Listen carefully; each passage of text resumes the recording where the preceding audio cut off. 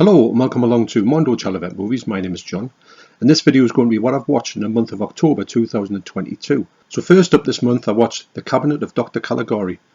Now what I've done is I've done a review of this movie, which I'll leave down below if you want to check the full review out, talking about this movie in depth.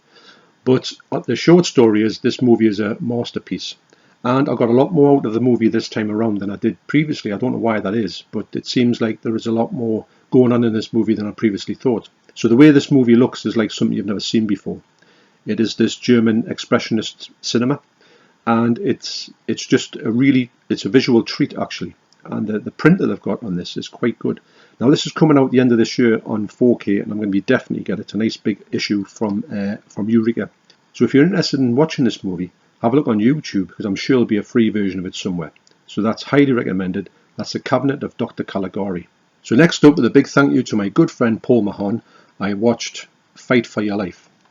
Now I watched this twice. I watched the movie, then I watched it immediately after with the commentary on, just to see if I could make out some of the details that I wanted to know about this movie, and it's quite revealing. The commentary tells you a lot about it. This movie. Now this movie is available free on YouTube, which I can't believe because it is, without going into too much detail, it's a great movie. There is a lot of stuff between the two people here, the family, and also this gang, this horrible gang that come in. And it's the ultimate, what I would call, home invasion movie, made in 1977. I can't imagine this movie ever getting released in the UK because of the sort of language that's used. But I think that if they had to do it, they would have to redub the whole lot. I do think that the language in there sort of does make this movie better, and you'll understand that when you see it, because it needs to be the way it is for you to feel the way you do in this movie. It's a real sort of cheer fest at the end. So I can't thank Paul Mahon enough for sending this to me, and this DVD is probably the only way you're going to get it because I don't think there'll ever be a Blu-ray made, just for the elements aren't there. So yeah, so also as well, if you go to, I'm going to leave a link down to this Facebook group that we've got, me and Nige from the Video Nasties stream, and Nige has sort of set this all up, and I'll leave a link to it. So if you want to go across to there and join this sort of Video Nasties community on there, you're more than welcome. And also a big shout out to Paul Mahon, and so yeah, Fight for Your Life. So next up I watched the double bill of The Dirty Dolls and Things to Come. Now The Dirty Dolls is from 1973, and this Agfa range, I just love this Agfa range, as you know. This was, obviously I'm going to buy everything to do with them, and I was quite pleasantly surprised, especially by The Dirty Dolls. For me was the best movie.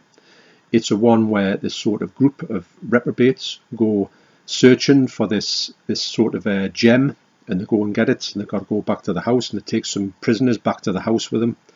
And it's quite a sort of nasty little movie in a way. It goes into some strange territories as well, and I thought it was a highly enjoyable movie. These people in this movie, especially the sort of the gang member, the head of the Dirty Dolls, he comes across like a real scumbag. And the things that happen in this movie you've got to see to believe, because there's a lot of strangeness happening in it, and I can't really go into details about that. But I found this to be a very enjoyable movie, and also one that's very much of its time. It's quite very low budget, but it's got quite a decent print on it as well. And I just thought it was a very, very, really enjoyable movie, and for those reasons that it's just something like you just don't see anymore. And also we watched The Things to Come. And that movie reminds me a little bit like Rollerball in a fashion. Not really anything to do with Rollerball, but there's a lot of motorbikes in here. It's preposterous. It's quite gory as well. And it's got this really odd futuristic slant on it. It was made in 1976, so I think it was like a year after Rollerball.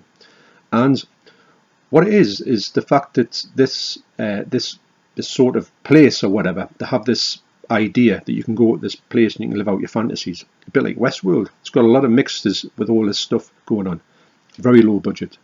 And the funny thing is, there was, when I was watching it, I heard the soundtrack playing, and I thought that really sounds like Kraftwerk, but it can't be. So the song by Kraftwerk on here was called Comet and Melody 1, and I thought, have they sort of just taken a little bit of that thing off? But no, what they've done is they've completely ripped it off. Then a little bit later you heard some of the Autobahn playing, and then you heard another one called Mitternacht, and I was like, wow, they've really just taken Kraftwerk and just hired it onto this soundtrack. I mean, these things happened back in the day, but obviously they would never get away with that now unless they paid Kraftwerk £1 million. I can't imagine Kraftwerk ever saying, oh yeah, put our songs on this film. this futuristic, nonsensical film from 1976. I'm sure they were happy with that, but anyway, it was great to hear that. So I highly recommend this disc. You get like it says the cut version and the uncut version, and I think, well, I watched the uncut version obviously, and it seemed to be uncut to me, but I don't know if there's more in it that they couldn't show in the UK. Not too sure about that, but I think this was a very highly entertaining disc, and one of those ones where, yes, it's low budget, it's nonsense, but it's highly enjoyable. That's The Dirty Dolls and Things to Come. Next up, I watched Night of the Living Dead. Now, the reason why I watched this was because of the 4K coming out of it. So I'd held off for a long time. I didn't even watch the Blu-ray of this. Even the Blu-ray looks really nice. It's a 4K restoration as well from Criterion. It's got a lovely edition, this. And, yeah, there it is.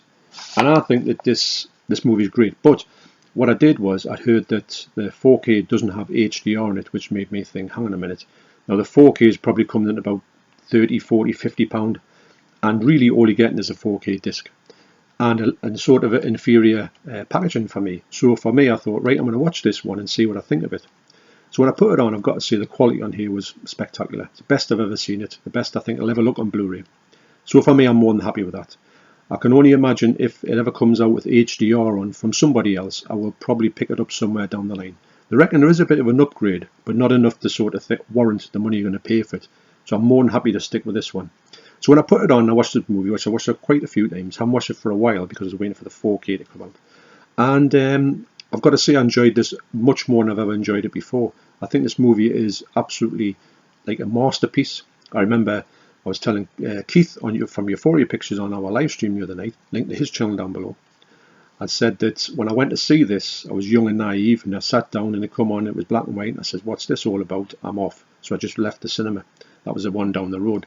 And how incredibly foolish was that? This movie has a lot to offer. It's iconic, and it's also, I just can't explain how good this movie is. I think if you're a fan of zombie films, even though it is in black and white, though I don't take anything away from it, I think it's such a well-made film. It's got a plethora of special features on here. This is, for me, is the definitive version. So if you're a fan of zombie films and you haven't seen this movie, you need to add it to your list. The whole scene and everything about the sort of house where they go to, and they've got to go there, and there's this group of people. The group is great. Actually, the interactions between these people in this house when they're locked in, the zombies are outside. For me, that's the best part of the movie.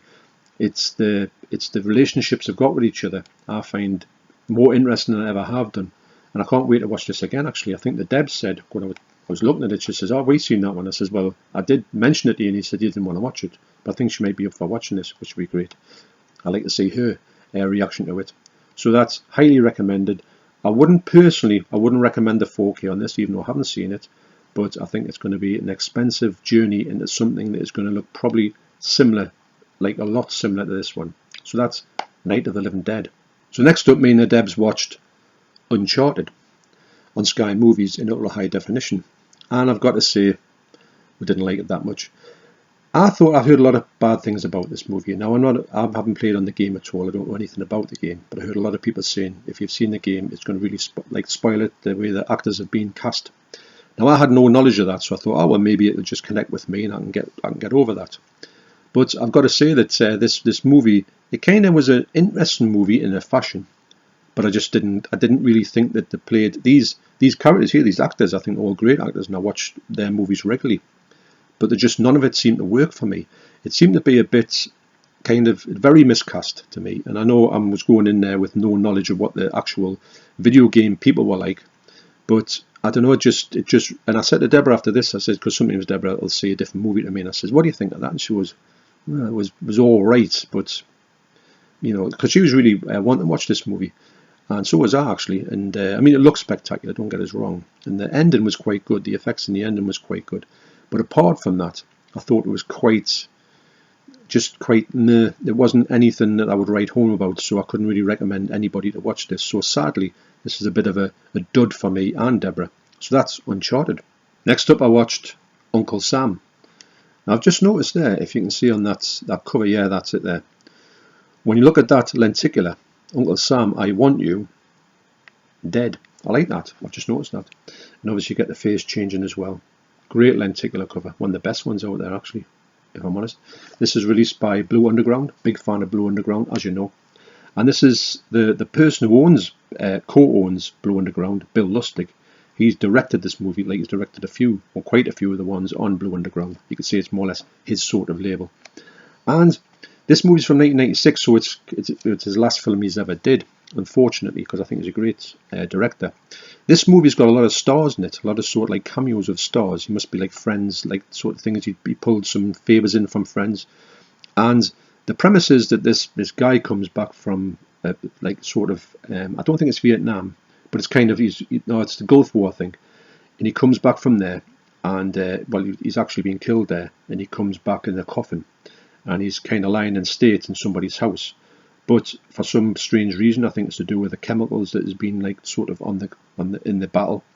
He comes back alive, well, as a zombie, and he wreaks havoc in this town. So this soldier gets a hold of somebody who's dressed like Uncle Sam, and he takes his costume, and he puts a mask on, an Uncle Sam mask, but obviously he's a mess underneath. But it's quite a fun little movie. It's quite gory as well. I do think that, unfortunately, you don't see much of the character of Uncle Sam in it. You don't see much of his special effects, which are quite good, actually.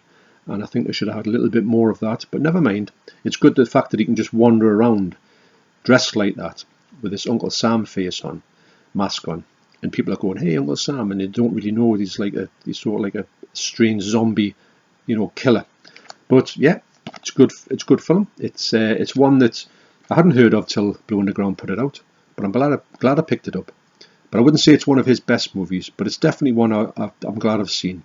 The print on it is absolutely spectacular as well. Dolby Atmos and Dolby Vision, standard, as Blue Underground always does. So highly recommended, I think, if you can get your hands on it. So that's Uncle Sam. So next up, I watched, with the help of my good friend Martin Geary, Ghostbusters. He had sent this to me, which is great. Now this is the Blu-ray mastered in 4K. I reckon the 4K isn't that good, but I've got to say the Blu-ray, the 4K master Blu-ray looks quite decent, I've got to say.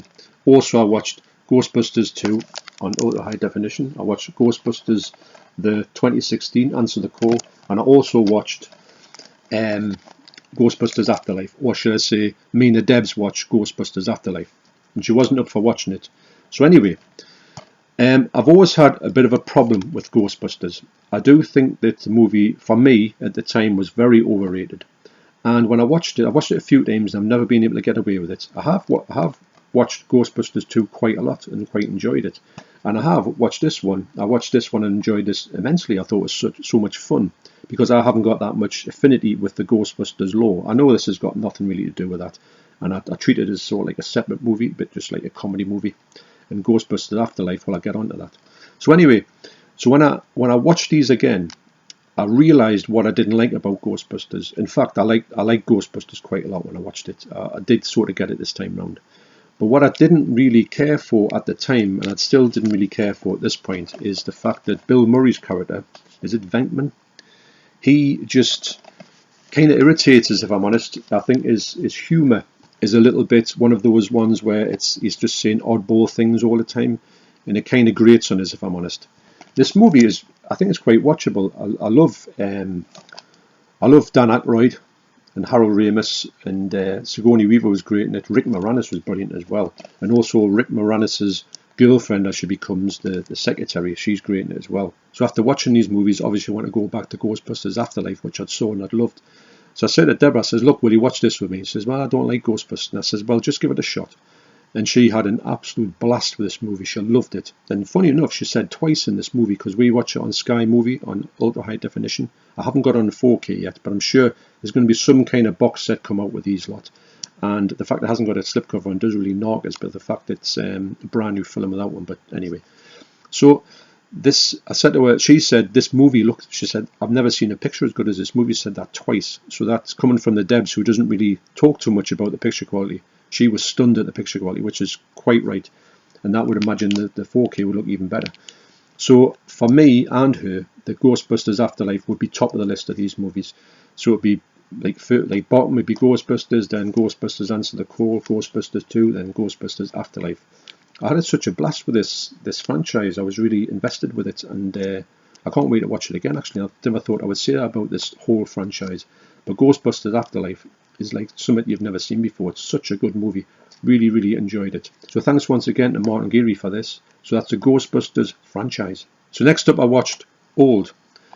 Now I've been told a lot of times, I heard a lot of bad things about this movie. They say it's just, it's not that good. Now I went in with open eyes thinking, well, it is what it is. What it might entertain us. It's only £10, so it's not going to like kill us if I don't enjoy it. But I've got to say, I really enjoyed this movie. I thought it was well done. I do think I agree with people in the comments when they say it should have been a short story. I do agree with that. It does feel like a short story made into a film. It could have been a little bit shorter, but to be honest, I really enjoyed it. The 4K looks stunning. So everyone who said it was good, they really are. It's one of those things where you look at it and you think, wow, I can't believe what I'm seeing here. The premise of it, if you don't know, I'm not going to go too much into this story, just these people go into this bay, should I say, and when they go there, they start to age quicker than they should do. I think it's a really clever little movie. It's a clever little story. I think as well, when you get like really good short stories, which I used to read a lot of back in the day, you know, is it Herbert Van somebody who used to do these sort of short story anthology booklets or whatever they're called, it's paperbacks. I used to read loads of them, and some of them you got some great stories and premises, but the ending of them always let them down. Now I think this is a movie. I'm not saying the end let me down, but I'm saying it's one of those these stories where you think this is brilliant, but how on earth are they going to end this? So I think that might be some things that some people were talking about, the fact of it not delivering as much as you thought it could be, but I enjoyed it all the way through. But I did have fun with it, and I did enjoy the movie, so that's really what it's all about. So that's Old. So next up I watched on a streaming service called Plex, Saturday the 14th. Now I watched this movie way back when on VHS, and I quite enjoyed it. Now what I did was, I've been looking to pick this up on Blu-ray, but it's quite expensive. You've got to import it from the US. And when I saw it was on there, now this Plex is something that's on my TV. It's like on Google Play or whatever it is, and you can download it for free. The only problem is you've got like adverts on it. You can't get rid of the adverts. It'll last for 3 minutes at a time. You probably get about 12 minutes of adverts on it, but it's alright because you can see a movie that you think, right, I'll check this out. If I like it, I'll go and get it. There's a few movies on there that I really want to check out. They've got some really good low budget, like sort of like trash movies, but ones that I'm really eager to check out. So anyway, getting back to this one, I watched it, and to be honest, it was alright, but it was one of those ones where you think it was great when I was like, say, 13, but it's not as funny now. It's quite an interesting story that this couple and the kids go to this house that's like haunted by vampires and every single thing that they can imagine. This kid finds a book, and he unleashes all these demons in the house, and the demons are there and they're running rampage, and the kids are more or less fighting these monsters. The funniest thing I remember about it, and the funniest thing about this movie, is the fact that the two parents here are utterly oblivious to everything going on, and all these strange and madness like is happening behind them, and they just don't get it. They just think that this is just part of. They don't even acknowledge it, and they've got this really like odd look about the pair. They look spaced out. It's bizarre, but the movie itself, I'm glad I watched it, but I don't think I'll be rushing to pick it up on Blu-ray. If it ever come up in the UK, I'll probably get it as cheap as I could.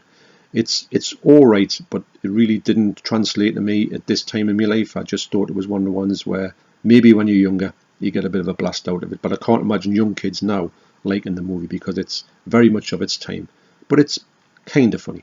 So a bit of a letdown, unfortunately, because I was really wanting to see this movie.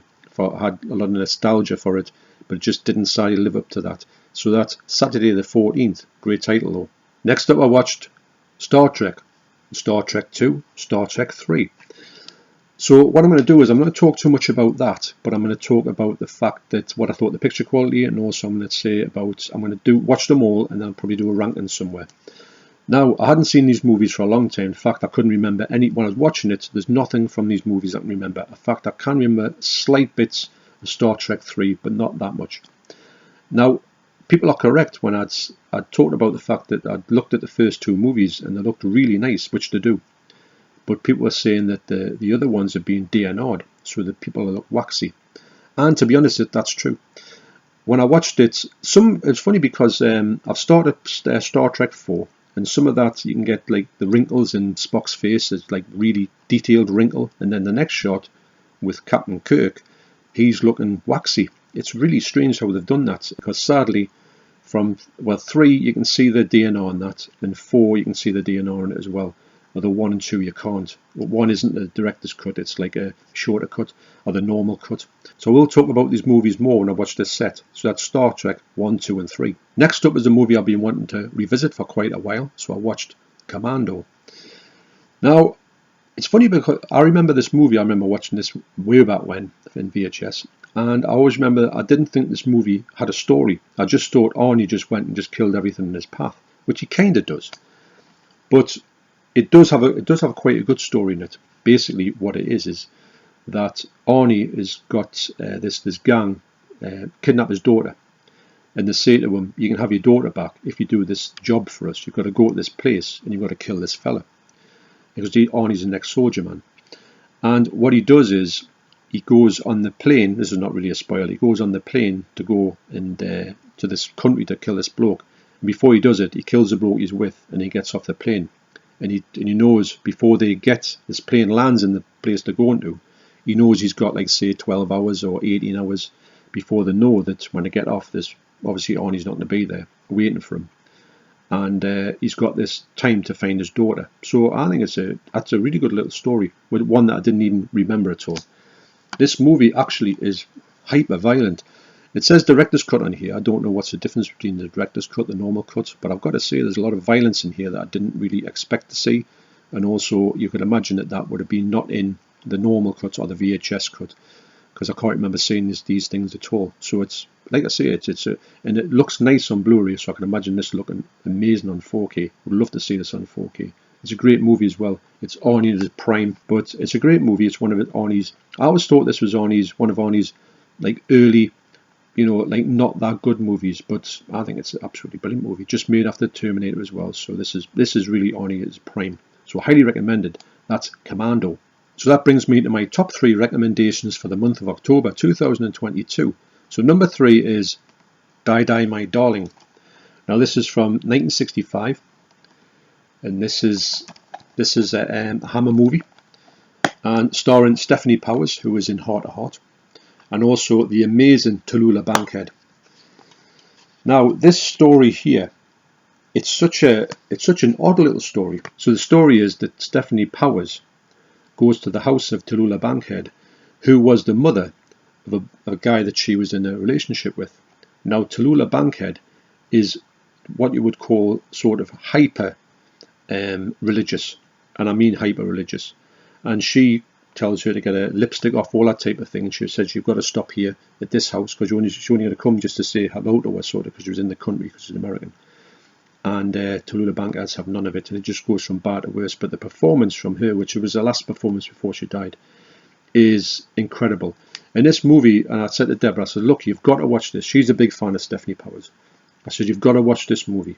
She says, no, I don't really want. I said, well, just go with it. And I've got to say, she had a great time with it. And she watched the special features about Tallulah Bankhead's amazing life, and she just couldn't believe what she was seeing about this whole character, this woman who was larger than life.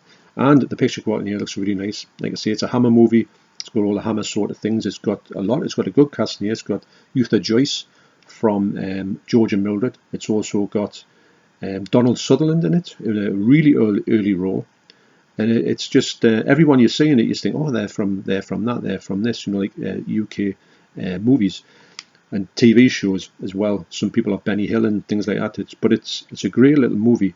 And the way it goes in here, you'd think that this Tallulah Bankhead character, she's just like a sort of one of these old women who are kind of just a bit like religious, over religious, but she's sinister beyond belief. And I just love her performance in here. And Stephanie Powers is obviously great as well. So we've got a lot of time for Stephanie Powers or Jennifer Hart. So that's at number 3, Die Die My Darling. At number 2 is a movie I've been wanting to watch for quite a while, but I was waiting for a 4K, but more about that in a minute. So at number 2 is X. This movie looks spectacular. I'm not going to go too much into the plot because I knew nothing about this plot, although it's set in 1979. And to look at it, it's got the feeling of a Texas Chainsaw Massacre. If this was a Texas Chainsaw Massacre movie, which it isn't, this movie would have nailed it beyond shadow of a doubt. It just looks so much like it's got that feel of it. And this girl here, Mia Goth, she plays this amazing character, as all the people in here play some great characters in here.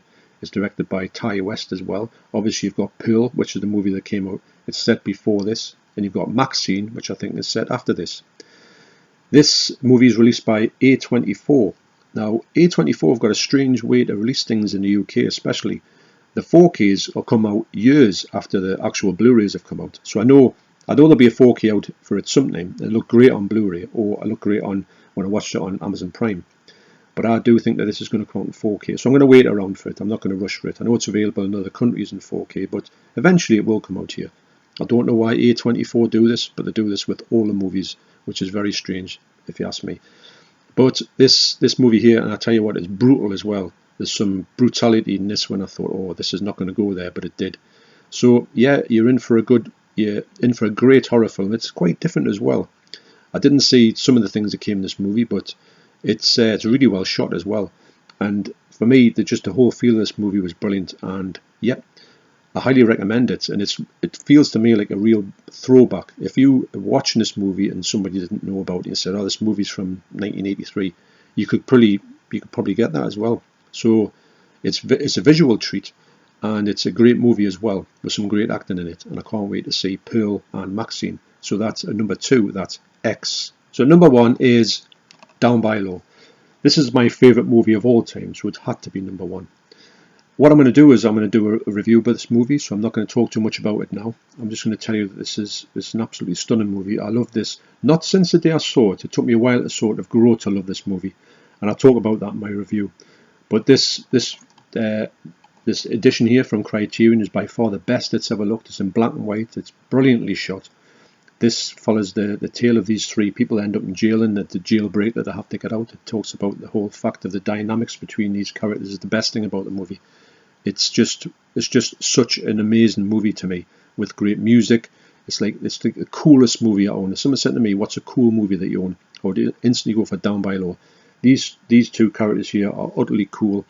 Roberto Benigni here is a bit like the comedy aspect to it, although it is kind of like a comedy. It took me a while to figure that one out, but it's just a really like a strange little story, but really well done. So I'm going to make it, like I say, a full review of this movie, because I want to talk about it a bit more with it being my number 1 movie.